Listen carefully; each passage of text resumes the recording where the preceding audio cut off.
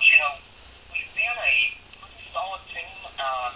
We just can't seem to get over that hump with top 25 teams. You know, we began the season in Clearmont, Florida. In that tournament, we were 2-3. We played some really good teams down there. Had Florida Atlantic twice, Georgia Tech twice, Fordham once. We were able to split with Florida Atlantic, and then Georgia Tech beat us both times down there. Once fixing both games, talking to the girls after the game, you know, they told me, you know, we should have won at least one of those. We got a pretty big win over Ohio State, February 18th. The game 11-7 from them. That's been one of our bigger wins. Since then, we've played Indiana, lost to number one Georgia, just 3-4. They came back and beat us in the bottom of the seventh inning at Georgia. And then since then, we've played number 21 Texas Tech. That was in Clearwater, Florida, in the USF game tournament. I know UAB was also in that tournament, or rather one of the USF tournaments, not game tournament, but we lost that game 1-3 to Texas Tech. And, you know, we've just had a rough time playing the big teams. We've been able to take down Ohio State, but it's just been getting over that hump with the rest of those guys. Now, conference play, you know, you take a look at our record. We're 26-9 overall, undefeated in conference play. We've so far been able to beat Stanford, won all three of those games 11-0, 5-3, 10-4. Played Appalachian State twice. We had one of those games that rained out with the App State. Both times in 5 innings. And left Elon at Elon. Elon, they were actually ranked number 1 in the preseason poll. Chattanooga number 2. We beat them in 5 innings, 13-2 in the second game of the doubleheader. And now we've got to look forward taking on USC. USC is a tough team, always a tough conference opponent. We host them this weekend, doubleheader Saturday and away day Sunday game Thursday at 2 p.m. at Frost Stadium. Well, last night in the first game, UTC was obviously able to hit and score some runs off UAB. Coach Maria Townsend of UAB stated that, you know, the way we bounced back in game 2 shows the determination in this team. They put the first game behind them, played solid defense, and Lee was in a groove pitching. Nick, talk about game 2, the performance, the pitching performance in game 2 by Streetman. Well, I mean, obviously, it's a 1-0 victory. I mean, just talk about that. You were at the game, just your observations of the control of your pitcher, and then I guess as a follow-up to that, because it is a national site, I do want to get into more of a national outlook of the current softball season, if you will. Well, I mean, I know you obviously have the Alabama softball background. Of course, UAB hosted the Crimson Tide earlier this season. I guess more of a perspective, like Tyler stated, you know, UTC's played a lot of SEC and big Southern softball programs. You guys talk about how softball is so huge in the South, and teams like UAB are even growing as a softball program. I guess I'll start that off by saying, you know, just by covering Alabama softball, it seems as though that softball is more of a southern sport. And I think it's like with a lot of other sports. I think the appeal of the campuses, along with the warmer weather, along with the great coaches, which seem to be attracted to the warmer weather, really play a role. For instance, you know, as you know, Dan, up north, a lot of baseball and softball programs don't really get started on time because they have all kind of weather issues as far as the season's concerned. And that is, I think, a factor, and I guess we'll get Tyler's take on that as well, but it seems to me to be a southern sport, and on the West Coast, too, obviously, where softball really originated. Yeah, the strain of Chattanooga, you know, it's always been a very popular sport. There's a lot of youth teams around the Phoenix City. Where Frost Stadium is actually built in downtown.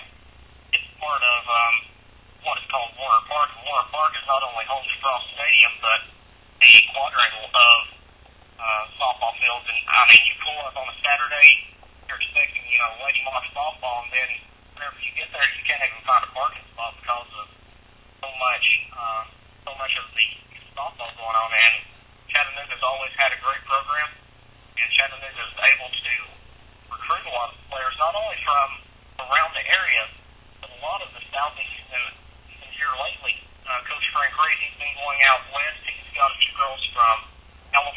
one being Michelle Further. Saw her last night. Michelle Further from out west. Catcher in the second game, Natalie Powers. Powers, she is from Lincoln, Oklahoma, and he's been doing a lot of recruiting out there. A lot of girls coming down to the southeast to play, and it's just great facilities that we're able to bring in a lot of great players. Well, also, I know Chattanooga is very, very fluent in the production of the high school players in softball and baseball. I know Ooltewah and Tyner High School, the Tyner area, that they both produce a lot of talent out of there.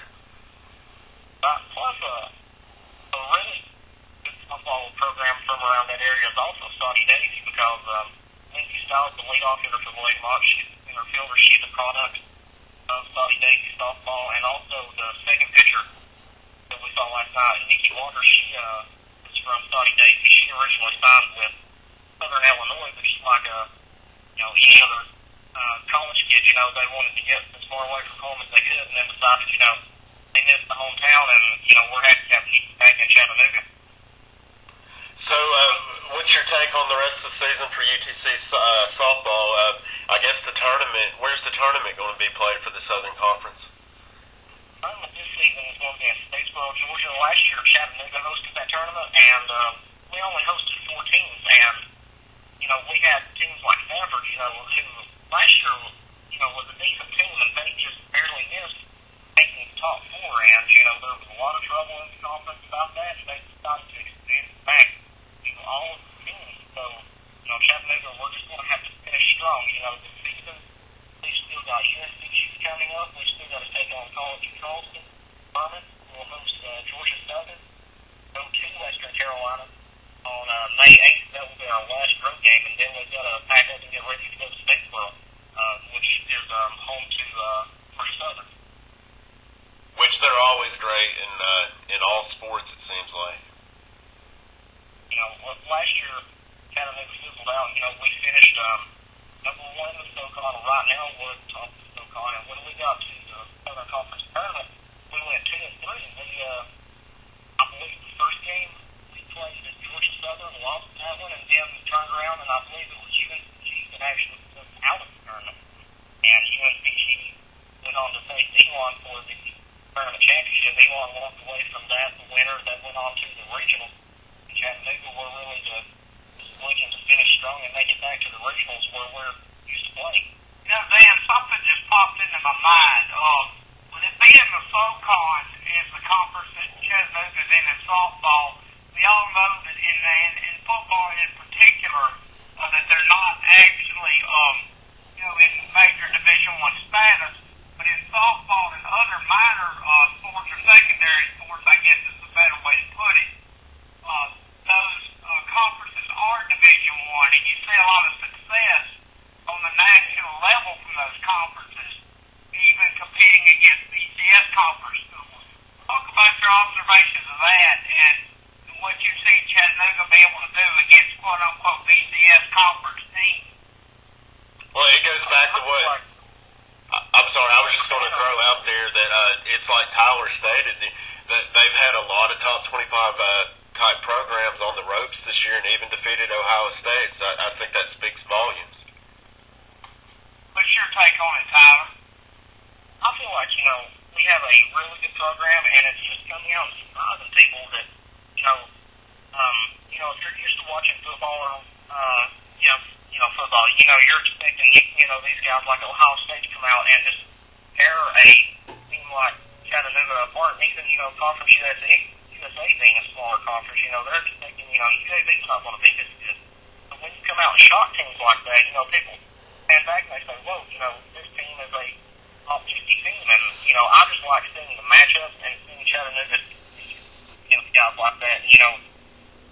Coach Reed talking this year said, this is one of the most talented teams he's ever coached, if not the most talented.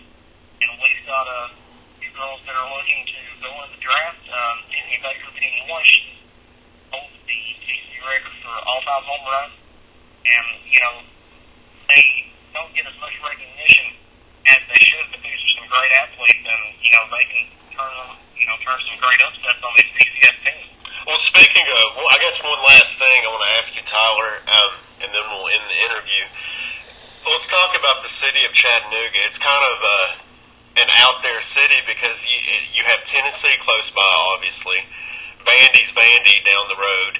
You're close. You're very close to Alabama and Auburn and Georgia. You have all those SEC schools right there. Do recruits usually look at that, and maybe that helps recruits go elsewhere, probably out of the state of Tennessee, because there's so many of the SEC-rich schools in that area? Oh, yeah, that's definitely a factor because Chattanooga's high school teams, you know, you've got LFO, GPS, Huggy Daisy, even Fort Oglethorpe, up in, you know, down into North Georgia. You know, there's a lot of great teams, and there's always SEC, ACC teams fighting for those girls. And, you know, we've been lucky. We've got a good program. We've been able to bring in some great players. And then Reed here lately, you know, he's been going out west and finding girls from California, Arizona, Oklahoma. And we've even got a transfer this year from Apollo, Brazil, Vivian Morimoto. She's our left-handed hitting catcher. She was a junior college product of Dade County Community College. She came up with us and is playing great softball. She's a force behind the plate, great backstop. And I feel like, you know, we really have to battle for those recruits, but at the same time, we've got great facilities. You know, we bring in girls to look at the UCC hitting facility, and they're just amazed that these Southern Conference school in Chattanooga, as small as it is, we have such great facilities. And Cross Stadium, if you've ever been there, is just a spectacle. You know, it rivals a lot of big SEC schools in the Southeast in the stadium. I believe the only stadium in the Southeast bigger than ours is Alabama.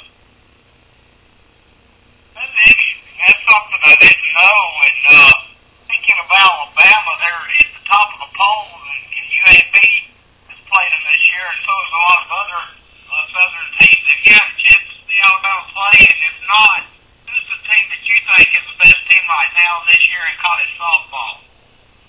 I haven't got to see Alabama play in person, but, you know, catching them on CSS and some local channels like that, you know, Alabama looks like a great team. And, you know, maybe I'm partial to the orange and white, just, you know, from being from Tennessee, but I mean, watching Tennessee last night, I know it was a rerun. I'm not for sure when the game was actually played, but them coming out and upsetting Georgia like they did. You know, I think Tennessee was ranked number 8, and I think at the time Georgia was, I think, number 2. But, you know, the SEC, anything can happen, but from what I saw on TV so far, you know, Alabama seems to be. Well, there you have it. We appreciate your time today, buddy, and we'll certainly be in touch, especially when the NCAA tournament comes rolling around. Hopefully the Mocs win their conference and make an appearance there. Oh, yeah, definitely looking at seeing you guys in the regionals and hopefully on into the regionals. All right, sounds great.